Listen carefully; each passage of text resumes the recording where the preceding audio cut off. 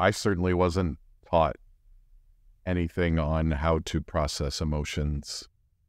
I just ran away from them the longest time. I didn't even understand what emotions were until after I got divorced, probably. And I know there's a lot of other men who have similar experiences. Candid conversations that might just change how you look at the world.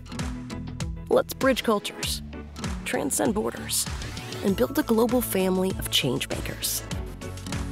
Welcome to If by Chance.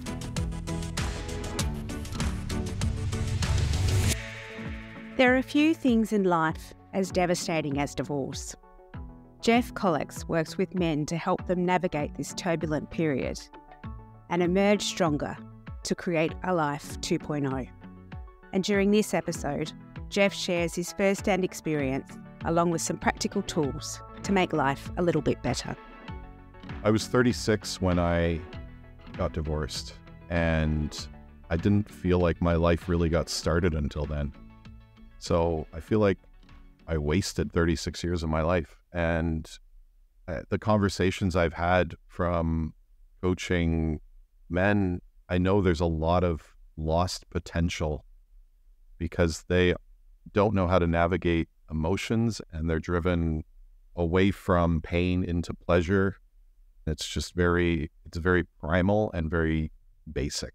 So my question is, what are they capable of if they are not living in their emotions? So that's one part of it. And I don't mean to get too dark here. Fathers, well, specifically men, have 10 times the suicide rates of women after a divorce. And to me, that's a crisis. They're feeling like there's nothing to live for, like their life has been destroyed. After I got divorced, we didn't have a lot, but that was, my house was my castle. That's where I felt safe. That's where the people I cared about were. And to have that taken away, going through the courts, being called abusive, being told I was not a good father, and having a price put on the value of me as a father, that really sucked. And I was able to survive it. It was like an FU moment, I remember, where I was like, this is not going to beat me. And I remember making that decision. I am not going to let this, I'm going to let it define me, but I'm not going to let it beat me, because I'm going to fight. Can we talk about abuse in Australia at the moment? I think the rate is about 3 women per week are dying at the hands of their intimate partner or ex-intimate partner. So I wasn't expecting you to say naively that the suicide rate of men is 10 times that after going through a divorce, but of course it makes perfect sense. Do you think it's a spectrum in terms of men handling their emotion that leads them to becoming abusive and sometimes physically abusive? Spectrum, absolutely. Some men internalize it, and then one day it just explodes. I can't speak for every man, but yeah, I totally see it as a spectrum. Some men go dead inside.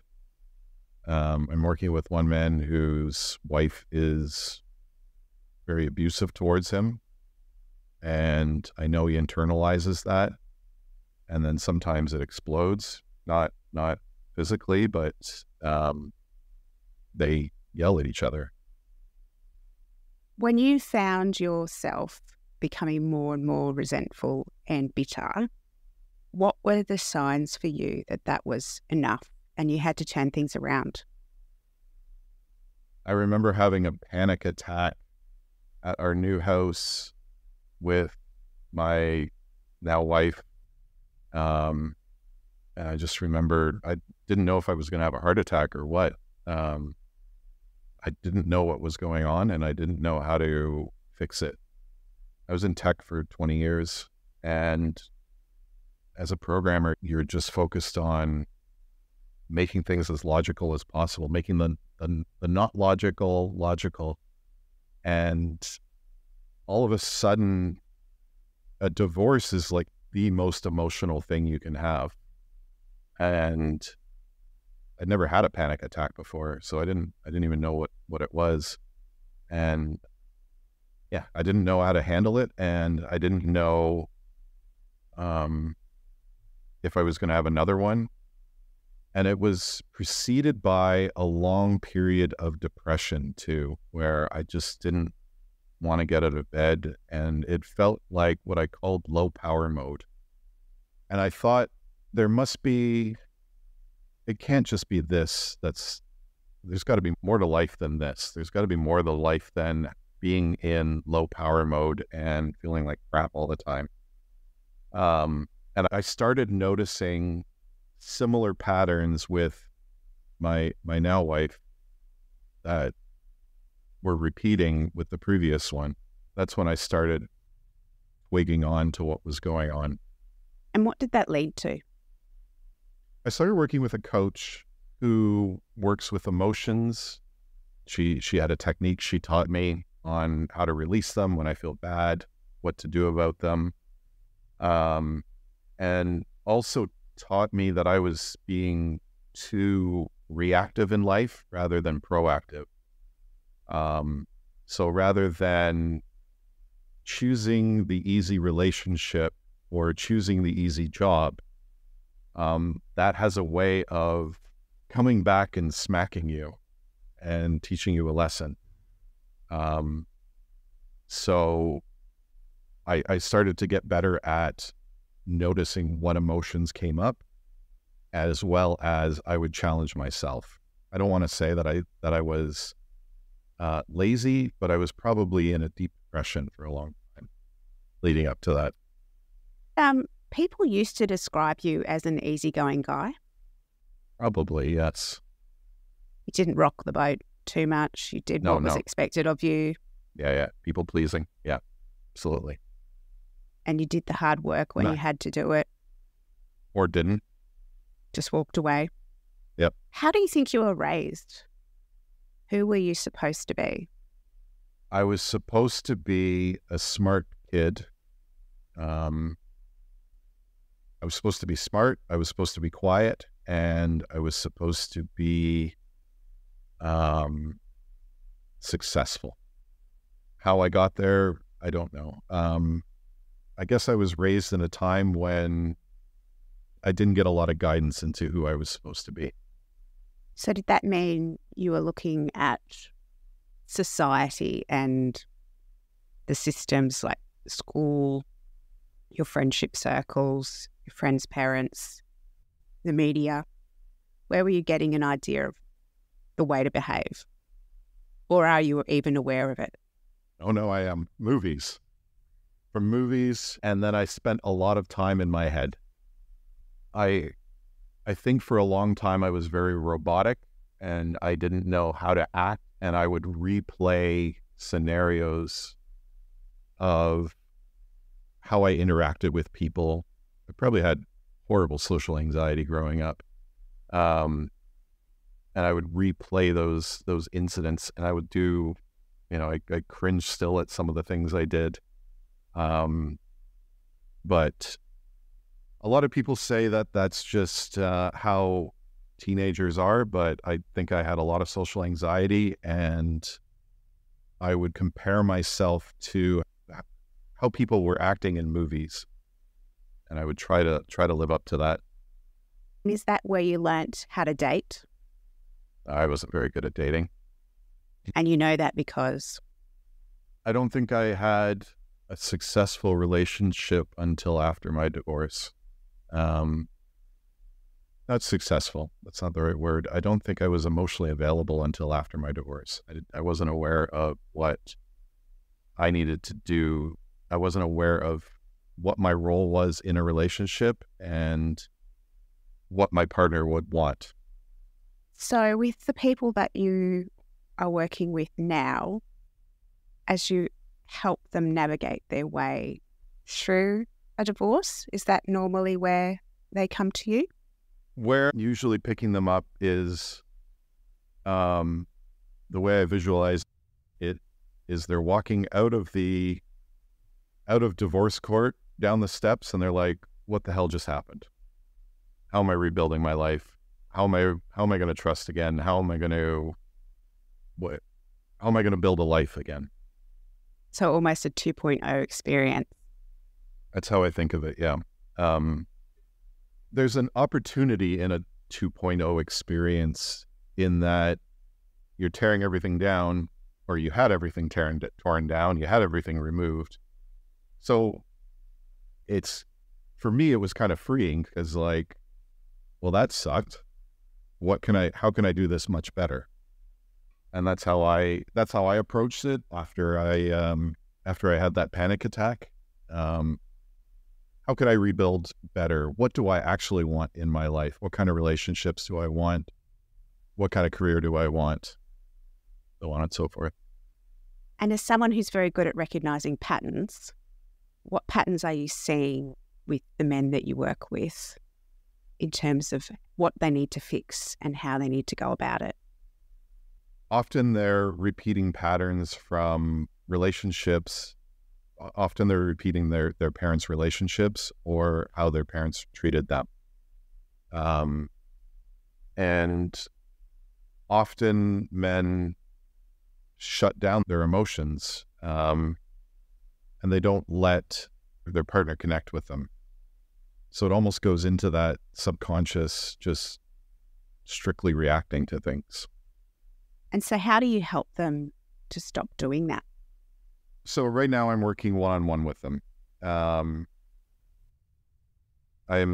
launching a program in the next few months that's going to have a membership. So that's still in progress. But one-on-one, what I've been doing is bringing attention to emotions and starting to put names to things. I spoke earlier about my coach that helped me with emotions. So I'm working one-on-one with most of them. And then as they bring emotions to the session, we work through the emotion and look for, there's usually a nugget in there, some piece of wisdom. We have an emotion because we have a judgment about something, and then we store that emotion inside of ourselves. But if we can find what that judgment is, there's a nugget of wisdom. In my case, I had been a very logical person, and my ex-wife was a very emotional person. So that's like oil and water. The lesson in there was for me to get better at emotions and naming my own and learning what they are. One of the things my ex-wife did throughout the process was she, and I don't know if this was conscious on her part or not, but she would poke me emotionally. Like, she served me paperwork on my birthday, like legal paperwork on my birthday, and that ruined the weekend. She took my kids away from me for a summer because we couldn't agree on parenting time, and we couldn't agree on how much support she would receive. Those things, each of them are opportunities to look inside yourself and find out what is that weakness, what is that emotion that's coming up. There's a chink in the armor. Where is that hole? Where is that gap? And then if you can stop reacting to that, usually people stop poking you there, or you become non-reactive to it.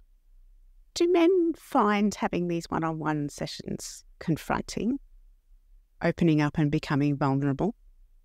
It's uncomfortable at first.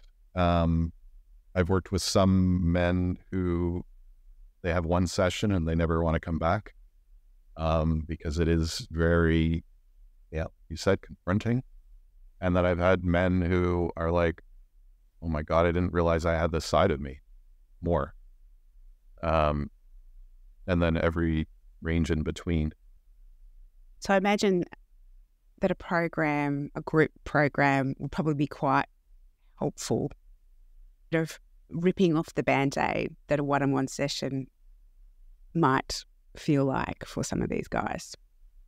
I've done group sessions with men before, and you build this camaraderie and brotherhood through it. And I've experienced men breaking down and sobbing all the way to, some stoic philosophical moment where you're staring out at the lake under the stars next to a bonfire. One of the things I was missing was that brotherhood. I felt like I went through it alone. The coach I worked with, she was great, but she was a woman, so she didn't know what it was like to go through as a man, and she had never been through a divorce like that. So I think there's some opportunity there to build something that speaks directly to men. Yeah. I would maybe liken it to an athlete that's had an injury, quite severe one, and has had to work their way back. And if you've never had anything that's happened to you, then how would you know what it would take? My coach said all of us go through something by the time we're in our mid-30s. We all get what she calls the baseball bat. And how did that make you feel? Which part? The baseball bat? The fact that she said that everybody goes through something. Well, it made me feel less alone. But I think it was a little too academic for me. And I didn't know, going through a divorce, I was thinking about this earlier today. Going through a divorce, I didn't have any friends. I didn't have any family. I was the first person in my family to get a divorce. I didn't know what I needed, and I didn't have anybody to speak to about it. Closest thing I had was a lawyer who was $500 an hour. And you don't want to, a lawyer doesn't make for a very good therapist or coach. You just say, push it down, get rid of it. Don't show weakness. So having a coach was great. I just wish I had somebody. Well, Lise, I'm sorry if you're listening to this. One of the things I wish I had was a male coach who went through something similar, who could have told me some of the pitfalls. And can you tell me 2 or 3 pitfalls of going through this experience? Your partner is your best friend until she isn't. And then all of a sudden she's your worst enemy. And that relationship change is very jarring. And I felt really angry going through it. And I didn't know how to react. She would say things like, we went to a coaching session together, and she said things like, oh, I still love Jeff, but it's too bad we can't be together. Yeah, it's confusing. So that's one. Learning to deal with emotions. There's going to be times where you are embarrassed by the way you acted in the past. There's going to be times where you start letting go of patterns, and it becomes super scary because the pattern is comfortable. And what happens when you're outside of that pattern? Getting comfortable with a new partner. I have a map on my website where I say, put your own oxygen mask on first, meaning help yourself first. And then bring your kids into the equation, and then bring friends into the equation, and then bring a romantic partner in. Start with yourself. Put your own oxygen mask on first. Figure out what your needs are, who you are. Like, coming out of a relationship, you don't know who you are. You identify as half of a partnership, and you're no longer in that relationship anymore. I'm in Mexico these days. My kids are almost adults, and that's a weird thing to say. They're at the point where they mostly have their own lives. I made sure to tell them that the relationship ending was not their fault. I remember having that moment of clarity, at least. There was a couple times I spoke badly about my ex in front of them. And when I realized that and the effect it had on my kids and the relationship, I sat down with them and told them I would never do that again. I haven't. I wish with my kids, I think our relationship works best when I'm out kicking ass and conquering things and bringing them stories of their dad being awesome. So I wish I did that more. Do you have any steps or framework that you ask people to follow when it comes to their children? I think it's really important that children aren't minimised during the experience of a divorce. And I wonder what advice you would give to people that were going through that right now. It depends on the situation, though. Some dads never see their kids. Some dads only see their kids an afternoon every 2 weeks. Some dads see them 1 week on and 1 week off. So it really depends on the situation. I can talk about my situation. My goal, my strategy was to put my kids into everything that they showed interest in and then really put them into whatever resonated with them. So there was about 5 years there we were at where we did nothing but hockey. And so I was lucky in that aspect where I was heavily involved in their lives, and I was able to have a pretty strong influence on them. On the other side, that's a lot tougher. And if you're not seeing your kids a lot, one suggestion I have is to take your phone and record them a video message every day. Speak to them like they're next to you. Record that, put it in a album, and give it to them on their 18th birthday. Lets you know you're thinking of them, and they can watch it when they want. That would be a really amazing gift. I think so. So if you've gone through the divorce courts, what advice could you give in relation to co-parenting in that situation, as opposed to if you were speaking to someone who's in a troubled relationship right now?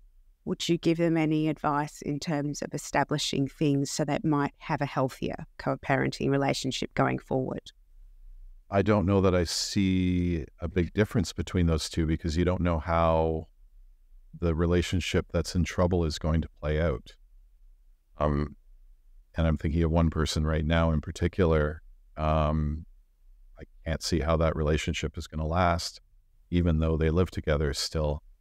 So you spoke about your ex and how you were quite opposite in terms of you being logical and her being very emotional. And if you want to have a healthy parenting or co-parenting relationship, how can you influence that? What can you do?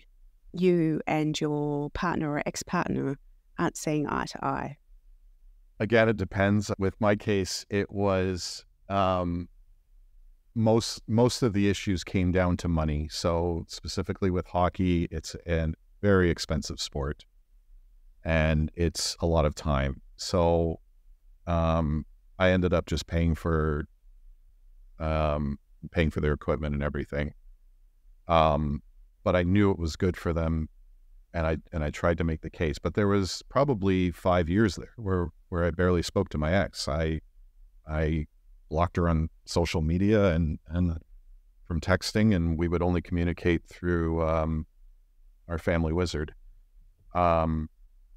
It's really, really tough, because if you can't have a civil conversation, how do you have a conversation about what you're going to do with the kids? So in that case where you do have that difficult relationship, the strategy I took was, what do I think is best when they're at my house? And can I have a conversation where there's something that might carry through? Luckily with hockey that worked out, and it was very good for them in that they learned to compete. They learned to the value of exercise, of camaraderie, and all of that. And she saw that, my ex saw that as it went along.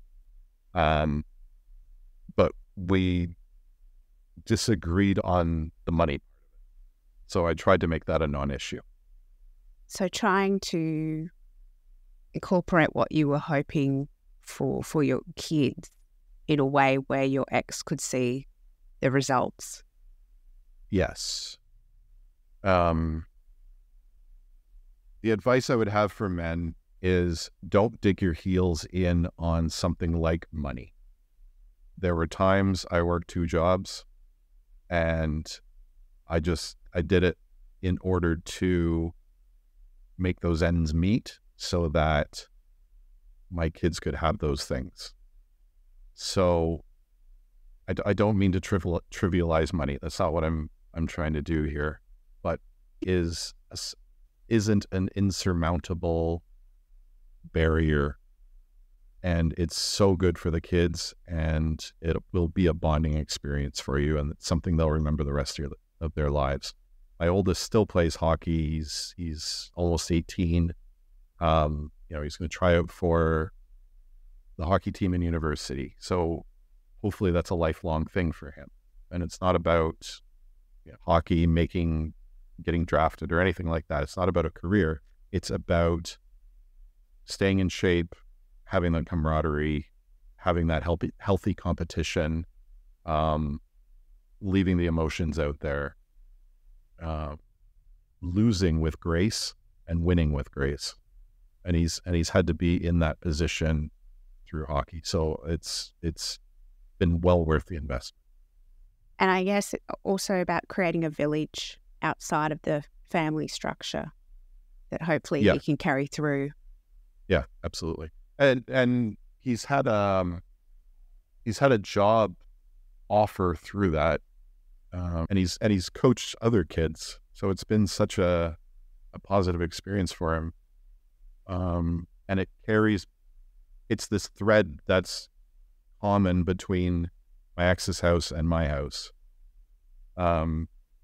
So it's that feeling of certainty. He knew where he was going to be on Saturday and Sunday mornings. Is there a way you'd like to take this conversation, or something that you'd like to talk about that we haven't so far? One of the pieces of writing I did this week was around how Western society doesn't have a way to deal with emotions. And a divorce is, like I said earlier, it's the most, maybe not the most, but one of the most emotional experiences that you're going to have in your adult life. Maybe next to losing somebody close to you. And you look at at other societies, and they have these rituals like dancing and drumming, and some societies have a psychedelic experience. I was in I pronounce this wrong, Temescal, which is a Mexican or a Maya sweat lodge. And all of these are ways to help you process emotions. When I came out of that sweat lodge, that was about 2-3 weeks ago, I was angry. And I didn't know where that anger came from. It's like bubbling up. I was so angry at it. And I think in the West, we just don't have anything like that. And then you're thrown into this court, and we're completely lacking the tools to deal with it. Yeah. So it seems like other cultures have tools or rituals that help them move through life. And for most people in Western culture, we don't. And We got we're very quick to want to fix things and to get to the end and that everything's going to be okay. And for someone that's going through a divorce, it's such an overwhelming experience. It would be lovely to tell them that here are the 3 to 5 steps, and if you complete them, then you're all good. You'll be healed. But that's not the case, is it? What would you like to tell people about recrafting or remaking a better life? it's bloody hard. There's going to be times where you want to give up. You just want to go back to your old life. There's going to be times where you feel raw and vulnerable, but then there's going to be times where you feel incredibly, incredibly powerful. It's a long process. It doesn't happen overnight, and it takes commitment on your part. And that commitment and bravery and honesty, and a willingness to take responsibility for where you are, how you got here. And I think that's the first step I take when I'm working with somebody, is working to get them to take responsibility for how they got there in life. Doesn't matter what your ex did. How did you invite that person into your life? That person who, in my case, is going to have an affair on you. And then how do you fix that? How do you make sure that doesn't happen again? Are there any small steps or rituals you would advise someone to practice? One of the first steps I suggest is meditation. And I run a meditation on Sunday mornings. It's free. Come on out. I'll teach you how to meditate. Meditation helps you to realize that you are not your emotions, you're not your thoughts, and that there's something else there. Just separates those things just a little bit. When you get that little separation, you can pry it apart. And I think that gives you hope that there's a bigger life and a bigger world. And that this work really is similar to building muscles. You have to maintain it. There's no magic pill. I mean, I know there are some things that can help along the way, that shortcuts, but for the most part, it's the work you have to put in. I've never found a shortcut that's worked. One thing I would suggest against is seeking out pleasure. And I know a lot of guys, they seek to escape, and they do that through partying, alcohol, drugs, sex, eating, whatever it is. I highly, highly suggest staying away from that. Feel those emotions. They're going to suck. It's going to be absolutely terrible for a while. Those times where it's bad, that's where you're doing the most growth. Don't resist those emotions. What can they do if they're feeling an extreme need for pleasure and they know it's not the right thing to do in that moment?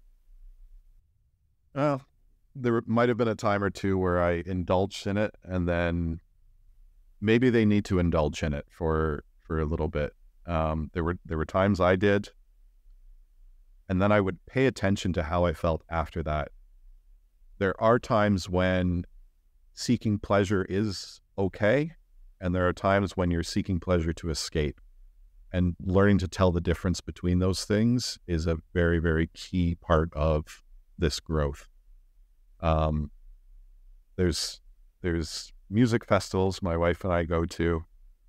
That's seeking pleasure. But if you're going to something every single weekend and getting blasted, then that's not ideal, because you're probably escaping.